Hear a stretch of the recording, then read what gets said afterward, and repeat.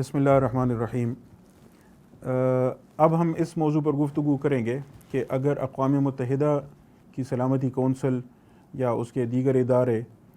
جارح اسرائیل کو روکنے میں ناکام رہے یا اس میں دلچسپی کا اظہار نہ کریں،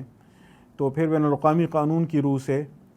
دیگر ریاستوں کو انفرادی سطح پر یا اجتماعی سطح پر اور کون سے راستے دستیاب ہیں، کون سے آپشنز ان کے پاس اویلیبل ہیں جن کو استعمال کیا جا سکتا ہے۔ اس ضمن میں ظاہر ہے ہم مسلمانوں کی ذمہ داری سب سے زیادہ ہے، اور ہمارے لیے تو قرآن کریم کا حکم ہے۔ اعوذ باللہ من الشیطان الرجیم، بسم اللہ الرحمن الرحیم۔ وما لکم لا تقاتلون فی سبیل اللہ والمستضعفین من الرجال والنساء والولدان الذین یقولون ربنا اخرجنا من هذه القریة الظالم اہلها واجعل لنا من لدنک ولیا واجعل لنا من لدنک نصیرا۔ تو یہ تو ہم پر ذمہ داری ہے کہ وہ مظلوم لوگ جو پکار کر اللہ تعالیٰ سے مدد کی طلب کر رہے ہیں اور مسلسل ظلم کا شکار ہیں، ہم ان کے لیے کیوں نہیں لڑ رہے؟ یہ تو ہماری ذمہ داری ہے۔ اب اس ذمہ داری کو پورا کرنے کے لیے موجودہ سسٹم کے اندر ہمارے پاس کیا امکانات موجود ہیں، ان پر گفتگو ضروری ہے۔ انفرادی طور پر بھی کوئی ریاست اگر اس پوزیشن پر ہے، بالخصوص جو پڑوس کی ریاستیں ہیں، ان پر بھاری ذمہ داری عائد ہوتی ہے۔ فقہائے کرام نے بھی ذکر کیا ہے کہ اگر ایک علاقے کے لوگ اپنی حفاظت کے لیے ان کے پاس وسائل نہیں ہیں، وہ اتنی استطاعت نہیں رکھتے، تو دفاع کی ذمہ داری ان کے قریب کے لوگوں پر آتی ہے۔ پھر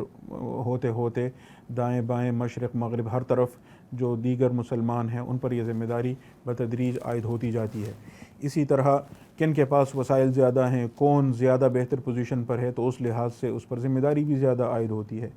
تو اگر قریب کی ریاستیں مثال کے طور پر یہ موقف اپنائیں کہ فلسطین، بیت المقدس، القدس اور وہاں کے مظلوم لوگ، یہ ہمارے لیے پرایا جھگڑا نہیں ہے، یہ ہمارے لوگ ہیں اور ہمارے دل ان کے ساتھ دھڑکتے ہیں، اور یہ ہماری ریاست کے لیے بہت زیادہ اہمیت رکھتے ہیں، اور اس وجہ سے خواہ یہ ہماری ریاست کے جو اس کی سرحدوں سے باہر ہوں، جغرافیائی حدود سے باہر ہوں، لیکن ان کا تحفظ ہماری ذمہ داری ہے۔ تو اس تصور کے لیے بین الاقوامی قانون میں گنجائش موجود ہے۔ اقوام متحدہ کے وجود میں آنے سے پہلے بھی کئی ریاستیں اس طرح کے اقدامات کیا کرتی تھیں،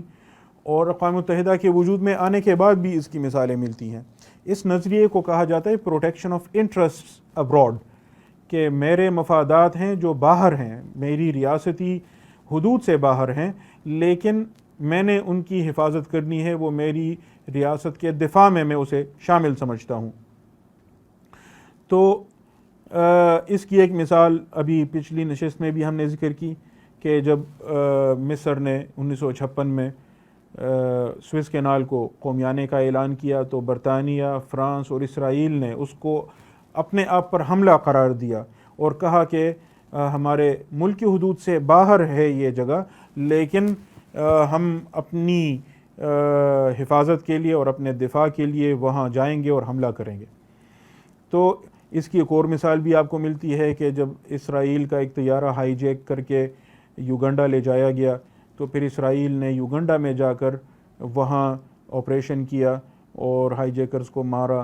اور اپنے شہریوں کو واپس لے آئے۔ اچھا، اس کو تو آپ چلیں کہیں گے کہ وہ ان کے شہری تھے، لیکن یہ جو سوئس کینال والا ایشو تھا، یہ شہریوں کا ایشو نہیں تھا، بلکہ ایک زیادہ وسیع تصور تھا، مفادات، ہمارے مفادات جن کا تحفظ ہم ضروری سمجھتے ہیں، چاہے وہ ملک کے اندر ہوں چاہے وہ ملک کے باہر ہوں، ان کی حفاظت کے لیے ہم کہیں بھی جا سکتے ہیں۔ تو اگر کوئی ریاست یہ کرتی ہے تو اس کے لیے گنجائش بین الاقوامی قانون کے اس نظریے کے تحت موجود ہے، جس کو کہا جاتا ہے پروٹیکشن آف انٹرسٹس ابراڈ۔ اس کے علاوہ میں یہ ضرور اس میں اضافہ کرنا چاہوں گا کہ کوئی ریاست تنہا یہ اقدام کرے تو اس کے لیے بہت سارے ظاہری مسائل ہو سکتے ہیں، موجودہ سچویشن اور جو عالمی منظرنامہ ہے اس کو دیکھتے ہوئے۔ تو اس لیے زیادہ بہتر تو یہی ہوگا کہ مسلمان ریاستیں یا کم از کم وہ ریاستیں جو اس میں حصہ لینا چاہتی ہیں، اور اس میں زیادہ وہ کردار ادا کر سکتی ہیں، وہ ریاستیں آپس میں مل کر ہیومینیٹیرین انٹرونشن کے نظریے سے فائدہ اٹھائیں، یعنی انسانی ہمدردی کی بنیاد پر ہم مداخلت کر رہے ہیں۔ جیسے پچھلی نشست میں نے سربیا پر نیٹو کی بمباری کی مثال دی تھی، کہا کہ اصل ذمہ داری تو سلامتی کونسل کی ہے کہ وہ ظلم کا راستہ روکے، ظالم کا ہاتھ روکے، اور وہاں انسانیت خطرے میں ہے ان کو بچانے کے لیے اقدام کرے، لیکن سلامتی کونسل کو ویٹو نے معذور بنا دیا ہے، معطل کر دیا ہے اس کو، وہ کام نہیں کر سکتی۔ لیکن ہمارے پاس طاقت ہے، ہمارے پاس اختیار ہے، ہم لوگوں کو مرتا ہوا نہیں دیکھ سکتے، وہاں اتنا بڑا ظلم ہو رہا ہے، ہم یہ ظلم دیکھتے ہوئے کیوں منہ دوسری طرف پھیر لیں، بلکہ ہم جا کر ظالم کا ہاتھ روکیں گے۔ اس طرح کی اور بھی کئی مثالیں ماضی قریب میں ملتی ہیں، بلکہ اس کے ساتھ ایک اور نظریے کو آپ ملا کر اس پر غور کریں۔ اس نظریے کو کہا جاتا ہے رسپانسبلٹی ٹو پروٹیکٹ، یعنی ایک وہ دور تھا جب ریاست کی ساورنٹی کو، اس کی خود مختاری کو، اس کو اقتدار اعلیٰ کو اس زاویے سے دیکھا جاتا تھا کہ ریاست کو اپنے لوگوں پر، اپنے علاقے پر مکمل اختیار حاصل ہے، کوئی اور اس میں مداخلت نہیں کرے گا۔ لیکن پچھلے 100 سال میں جس طرح بین الاقوامی قانون میں ڈیولپمنٹ ہوئی ہے، اس کے نتیجے میں اب ریاست کی ساورنٹی کو اس کی ذمہ داری قرار دیا جاتا ہے کہ اس کی ذمہ داری ہے کہ وہ اپنے علاقے میں اور وہاں موجود لوگوں کے حقوق کا تحفظ کرے۔ اب اگر کوئی ریاست اس رسپانسبلٹی کو پوری نہیں کر رہی، بلکہ الٹا وہ وہاں اپنے علاقے میں یا مقبوضہ علاقے میں لوگوں پر ظلم کر رہی ہے، تو جو بڑی طاقتیں ہیں، اصولاً تو چاہیے اقوام متحدہ کی سلامتی کونسل کارروائی کرے، لیکن اس کو روک دیا گیا ہے اور وہ بالکل پیرالائز ہو کے رہ گئی ہے۔ تو ایسی صورت میں وہ بڑی طاقتیں جو طاقت بھی رکھتی ہیں، وسائل بھی رکھتی ہیں، جو ظالم کا ہاتھ روک بھی سکتی ہیں، وہ یہ ذمہ داری پوری کرنے کے لیے آگے بڑھیں، ہیومینیٹیرین انٹرونشن کو رسپانسبلٹی ٹو پروٹیکٹ کے ساتھ ملا کر دیکھیں، تو جو ریاستیں یہ ذمہ داری پوری کر سکتی ہیں وہ آ کر یہ ذمہ داری اٹھائیں۔ یعنی ایک تو میں نے یہ کہا کہ پروٹیکشن آف انٹرسٹ ابراڈ، اس کے ساتھ آپ ہیومینیٹیرین انٹرونشن اور رسپانسبلٹی ٹو پروٹیکٹ کو بھی ملا سکتے ہیں۔ اس پر بھی یہ اعتراض ہو سکتا ہے کہ یہ تو بڑی طاقتوں کے چونچلے ہیں یا نخرے ہیں، اور وہ یہ نخرہ اٹھا سکتے ہیں کیونکہ ان کے پاس طاقت ہے، اور طاقت خود اپنے لیے دلیل ہوتی ہے، اور ہمارے خلاف تو پوری دنیا کھڑی ہو جائے گی۔ تو ایسا بالکل بھی نہیں ہے۔ ظاہر ہے انٹرنیشنل پالیٹکس کوئی اتنی آسان چیز نہیں ہے، سادہ چیز نہیں ہے کہ آپ یا ادھر ہوتے ہیں یا ادھر ہوتے ہیں، اس میں کئی امکانات ہیں، اور آپ ایسا کرنے کا سوچیں یا اعلان کریں یا اس کی پلاننگ کریں تو ظاہر ایکویشن اچانک تبدیل ہو جاتی ہے اور بہت سارے امکانات مزید بھی پیدا ہو جاتے ہیں۔ لیکن پھر بھی اگر اس بات کو جوں کا توں ہم لے لیں تو ایک اور امکان موجود ہے جو باقاعدہ قانونی امکان ہے، اور موجودہ معاصر بین الاقوامی قانونی نظام میں بھی اس کی گنجائش ہے، اقوام متحدہ کے چارٹر میں بھی اس کی تصریح موجود ہے۔ اس کو کہا جاتا ہے اجتماعی حق دفاع، کلیکٹیو سیلف ڈیفنس کا right to collective self defence. اقوام متحدہ کے چارٹر کے چیپٹر 7 کا میں نے حوالہ دیا تھا کہ سلامتی کونسل کی ذمہ داری ہے جارح ریاست کو روکنے کی، لیکن جس ریاست پر حملہ ہوا ہو اس کو دفاع کا حق حاصل ہے، اس کو دفاع کا حق حاصل ہے، اور جس آرٹیکل کے تحت اقوام متحدہ کے چارٹر میں اس کے لیے دفاع کا حق تسلیم کیا گیا ہے، آرٹیکل 51 دفعہ 51، اس میں یہ بھی صراحت کے ساتھ مذکور ہے کہ ریاست تنہا بھی اپنا دفاع کر سکتی ہے، اور کئی ریاستیں مل کر بھی حق دفاع وہ مل کر مشترکہ طور پر استعمال کر سکتی ہیں۔ اور اس کی ایک بڑی مثال نیٹو کی تنظیم ہے، نارتھ اٹلانٹک ٹریٹی آرگنائزیشن کی تنظیم جو ہے، جو معاہدہ شمالی اوقیانوس کے تحت وجود میں آئی۔ یورپ میں کمیونزم کو روکنے کے لیے امریکہ نے یہ تنظیم کھڑی کی، اور اس تنظیم کے معاہدے میں یہ طے پایا کہ کسی ایک ریاست پر حملہ ہو تو وہ سب پر حملہ تصور ہوگا۔ اسی طرح روس نے مشرقی یورپ میں اپنے اتحادیوں کو ملا کر وارسا معاہدے کے تحت تنظیم بنائی۔ اس طرح امریکہ نے اور بھی تنظیمیں بنائی سیٹو سینٹو کے نام سے۔ تو اس طرح مشترکہ دفاعی معاہدے کیے جا سکتے ہیں، اور کسی ایک ریاست پر حملہ پھر اس معاہدے میں شامل تمام ریاستوں پر حملہ تصور ہوتا ہے۔ اور جو بین الاقوامی عدالت انصاف کا فیصلہ ہے نکاراگوا ورسز US، اس میں بھی اور دیگر مقدمات میں بھی یہ بات تسلیم کی گئی ہے کہ یہ ضروری نہیں کہ ہر ریاست پر الگ الگ حملہ ہو، بلکہ اس معاہدے میں جو ریاستیں شامل ہیں ان میں کسی ایک پر بھی حملہ ہو تو وہ باقی ریاستیں حق دفاع کا دعویٰ کر سکتی ہیں۔ اس لیے سب سے بہتر آپشن تو میرے نزدیک یہی ہے کہ مسلمان ریاستیں آپس میں اجتماعی دفاع کا معاہدہ کریں اور پھر اس میں خصوصی طور پر بیت المقدس اور القدس کی مرکزی حیثیت کو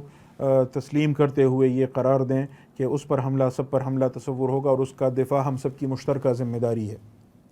یہ دینی لحاظ سے بہت بڑا اہم فریضہ ہے اور اس فریضے کے لیے بین الاقوامی قانون میں یہ طریقہ ہے معاہدات کا۔ اگرچہ معاہدے کی عدم موجودگی میں بھی ہم پر یہ ذمہ داری ہے، کیونکہ القدس ہمارا ہے، بیت المقدس ہمارا ہے اور ان پر حملہ ہم پر حملہ ہے، چاہے ہمارا ان کے ساتھ کوئی معاہدہ اس نوعیت کا ہو یا نہ ہو۔ لیکن معاصر بین الاقوامی نظام کی پیچیدگیوں کو مد نظر رکھتے ہوئے بہتر یہ ہوگا کہ ہم آپس میں اس طرح کا معاہدہ بھی کر لیں۔ اس کے علاوہ بھی بہت سارے آپشنز ہو سکتے ہیں۔ ایک اہم آپشن بین الاقوامی فوجداری عدالت کو استعمال کرنے کا ہے، انٹرنیشنل کرمنل کورٹ، جو 1998 میں ایک معاہدے کے تحت وجود میں آئی، 2002 سے اس نے کام شروع کیا ہے۔ اس بین الاقوامی فوجداری عدالت میں آپ کسی مخصوص فرد کے خلاف جنگی جرائم اور دیگر جرائم کے تحت مقدمہ دائر کر سکتے ہیں۔ مقدمہ دائر کرنے کے لیے 3 طریقے ہیں۔ یا تو اقوام متحدہ کی سلامتی کونسل کسی بندے کے خلاف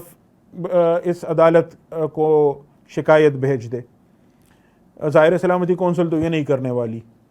دوسرا طریقہ یہ ہے کہ وہ ریاستیں جنہوں نے اس عدالت کے منشور پر دستخط کیے ہیں اور اس کی توثیق کی ہوئی ہے، ان میں کوئی ریاست مقدمہ لے آئے کسی فرد کے خلاف، مثال کے طور پر کسی اسرائیلی کمانڈر کے خلاف یا وزیر اعظم کے خلاف، کہ اس نے اتنا بڑا جرم کیا ہے، جرائم کیے ہیں، انسانیت کے خلاف جرائم کیے ہیں، یہ جو بچوں کا قتل عام ہے، یہ جو شہریوں پر مسلسل حملے ہیں، یہ جو مسلسل ظلم ہے۔ تو کوئی ریاست جس نے بین الاقوامی فوجداری عدالت کے منشور پر دستخط کیے ہوں، اس کی توثیق کی ہوئی ہو، وہ اس کے خلاف مقدمہ لے۔ اس کا بہت بڑا اثر ہوتا ہے، اور چاہے مقدمہ منطقی انجام تک نہ پہنچے یا اسے پہنچنے میں کئی سال لگ جائیں، لیکن یہ مقدمہ اگر دائر ہو جائے تو اس کے اثرات بہت دور رس ہو سکتے ہیں۔ اور اہم بات یہ ہے کہ فلسطین سمیت کئی مسلمان ریاستیں اس وقت ایسی ہیں جنہوں نے بین الاقوامی فوجداری عدالت کے منشور پر دستخط بھی کیے ہیں، اس کی توثیق بھی کی ہوئی ہے، جیسے افغانستان ہے، بنگلہ دیش ہے، بوسنیا ہے، اور بھی ہیں، فلسطین بھی اس میں شامل ہے۔ تو اگر اس طرح کا مقدمہ آ جائے تو ظاہر ہے اس کا بھی اپنا بہت بڑا اثر ہو سکتا ہے۔ اس کے علاوہ بھی بہت سارے امکانات ہیں، لیکن میں نے یہ چند امکانات آپ کے سامنے رکھنے اس لیے ضروری سمجھے کہ کوئی یہ نہ سمجھے کہ بین الاقوامی قانون کی وجہ سے ہمارے ہاتھ پیر بندھے ہوئے ہیں اور ہم کچھ کر نہیں سکتے۔ ایک آخری بات میں عرض کرنا چاہوں گا، اور وہ یہ کہ کیا یہ بہتر نہیں ہوگا، ہم مسلمان ریاستوں کو یہ سوچنا چاہیے کہ کیا یہ بہتر نہیں ہوگا کہ ہم بجائے اس کے کہ اقوام متحدہ کی سلامتی کونسل کو درخواست کریں یا جنرل اسمبلی میں جا کر وہاں درخواست کریں یا بین الاقوامی فوجداری عدالت کے سامنے درخواست کریں، کیا یہ بہتر نہیں ہوگا کہ خود ہم نے اس طرح کی عدالت بنائی ہوئی ہوتی، یا اگر اب تک نہیں بنائی تو اب بنائیں، یا اس طرح کا فورم اگر ہم نے پہلے نہیں بنایا تو اب بنائیں جس کی طرف ہم اس طرح کے مقدمات بھیج سکیں اور اس طرح کے مسائل ان فورمز پر اٹھا سکیں۔ آرگنائزیشن آف اسلامک کوآپریشن کو ہم نے بالکل عضو معطل بنا دیا ہے، اگر وہ کام نہیں کر رہی تو ہمیں متبادل کوئی نظام کھڑا کرنے کی طرف کیوں نہیں سوچنا چاہیے۔ اور یہ بھی دیکھیے کہ یہ جو تنظیم بنی تھی یہ بھی مسجد اقصیٰ پر حملے کے نتیجے میں بنی تھی، تو کیا پتہ یہ جو اس وقت ظلم ہو رہا ہو اس کے نتیجے میں ہم کچھ اور کرنے میں کامیاب ہو جائیں۔ اور ایک آخری بات جو میں کرنا بھول گیا تھا، ابھی یاد آ گئی ہے، اس کو میں پورا کروں کہ بین الاقوامی فوجداری عدالت میں مقدمہ دائر کرنے کا ایک تیسرا طریقہ بھی ہے، اور وہ یہ کہ اگر ریاستیں بھی وہاں مقدمہ نہیں لا رہی تب بھی یہ ہو سکتا ہے کہ جو بین الاقوامی فوجداری عدالت کا جو پروسیکیوٹر ہے، اگر اس کے پاس اتنے شواہد آ جائیں، اتنی شکایتیں آ جائیں، اتنا مواد آ جائے کہ وہ یہ مجبور ہو جائے کہ ہاں اس بندے کے خلاف تو بہت زیادہ مواد آ گیا، اس پر مقدمہ چلایا جانا چاہیے، تو یہ ہم میں سے ہر فرد کر سکتا ہے جس کے پاس شواہد موجود ہیں، بچوں پر حملوں کے اور اس طرح عام شہریوں پر حملوں کے اور دیگر مظالم کے، وہ ان کے شواہد اکٹھے کر کے، شکایات اکٹھی کر کے باقاعدہ ہم ICC انٹرنیشنل کرمنل کورٹ کے پروسیکیوٹر کے آفس کو یوں کہیں شکایات سے اور شواہد سے بھر دیں تو وہ مجبور ہو کر بھی مقدمہ اٹھا سکتے ہیں۔ یہ بات میں نے اس لیے کی کہ ہم جیسے افراد جو انفرادی سطح پر کڑتے ہیں دل میں اور سوچتے ہیں کہ ہم کچھ کر نہیں سکتے، تو کرنے کے ہمارے پاس بھی بہت سارے آپشنز ہیں۔ سوشل میڈیا کے مختلف فورمز بھی اویلیبل ہیں، ان کی اپنی ریسٹرکشنز بھی ہیں لیکن امکانات بھی ہیں، تو بندہ سوچنے پہ آئے تو اللہ تعالیٰ بھی مزید رہنمائی فراہم کرتا ہے۔ اللہ تعالیٰ ہم سب کا حامی و ناصر ہو۔